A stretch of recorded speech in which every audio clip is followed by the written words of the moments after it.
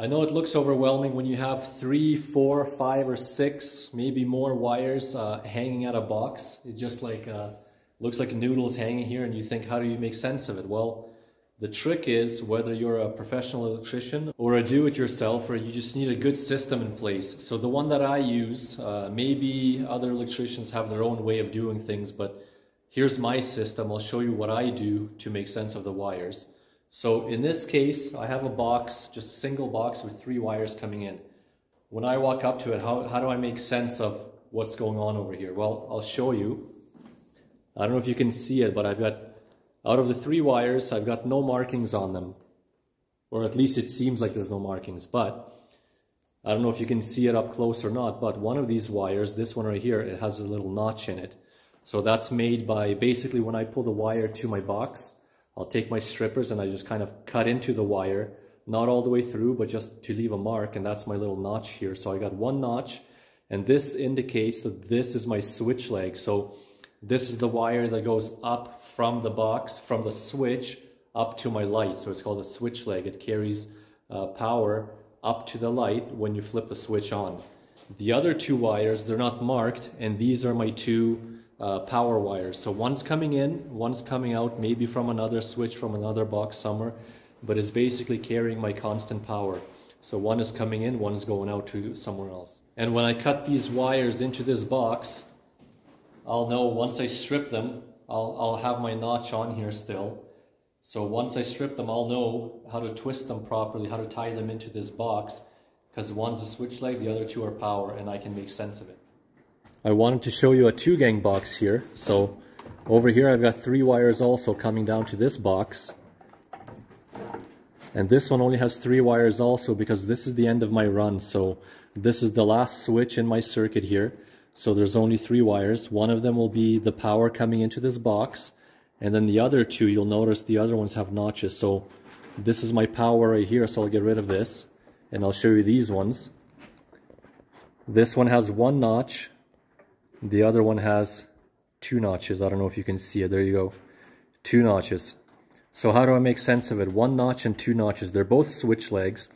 One goes to, this is a bathroom, so one goes to the vanity lights, and the other one goes to the pot light in a shower. So how do I know this? I always mark my wires from left to right. So this is position 1, this is 2, and then 3, 4 if it needs, but in this case I only have 2 switches here. And what I do is I just write it on my stud. I wrote vanity and pots. So this is going to be 1, basic top to bottom, 1, 2, 3, 4, and so on. And here left to right, 1, 2. So 1 is my vanity, and 2 is going to be my pot light. So when I bring the switch leg to this box, the one that I notched 1 is going to go into switch 1.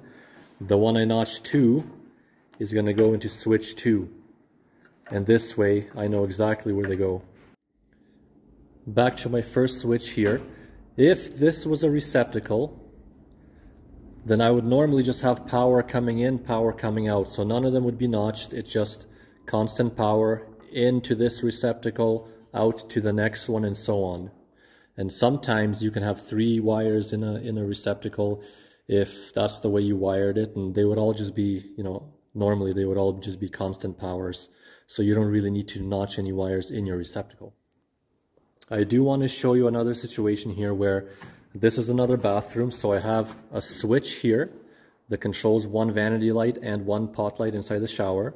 So both lights off 1 switch, but next to it I also have a receptacle that's going to be a GFI receptacle, since we're in a washroom here. So I've got 2 powers coming in right here. 2 wires, sorry, coming in. One is power in, one is power out to another room. And then I have a 3rd wire here, which I've notched. You can see my notch here, if it focuses. There's a notch here. So this is like a switch leg, but because this is a GFI receptacle kind of acts like a switch, where if you trip the button, it'll, you know, kill the power to the load side. So this is notched. This is like a switch leg, but it's actually feeding power from the receptacle to my switch here, because I want this switch to be GFI protected. the wire that goes to the shower pot is inside the shower where you have water, so I want it to be GFI protected. So that's why I took the power to this switch from the GFI receptacle, and it's going to go on my load side of the receptacle, whereas the other two power in and power out that go somewhere else are going to be on the line side of my receptacle. So whether you're wiring an entire house or if you're just developing your own basement, as long as you have your own system in place, a way of marking your wires, whether it be notches, or I know other electricians, they might do something else. They might notch their powers coming in. This one makes sense to me. The way I do it, I notch my switch legs, which is the wire that brings the power up to my device, whether it's a light, whether it's a receptacle that I want to be able to turn on and off with a switch. I notch my switch legs 1, 2, 3, and so on. What happens if I have two separate circuits coming into one box? Let's say I have a 2-gang box and both of those switches are controlling lights from different circuits. Then all I'm going to do on my power wires, instead of notching them because they're power, what I'm going to do is I'm just going to take my Sharpie and just write on it. I'm going to write that this one is living room circuit and the other one is a bedroom circuit, for example. And this way, when I'm cutting them into the box, I know where they go. Once you make up your own system, your own technique of doing this, everything makes a lot more sense when you walk into your own job site, and it makes a lot of sense which wire goes where. Does it need to make sense to everybody who comes into the house and looks at it? No, not really, as long as you know what's going on.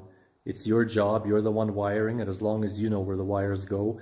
And if you have any workers, as long as they're using the same system that you're using, then everything just makes sense.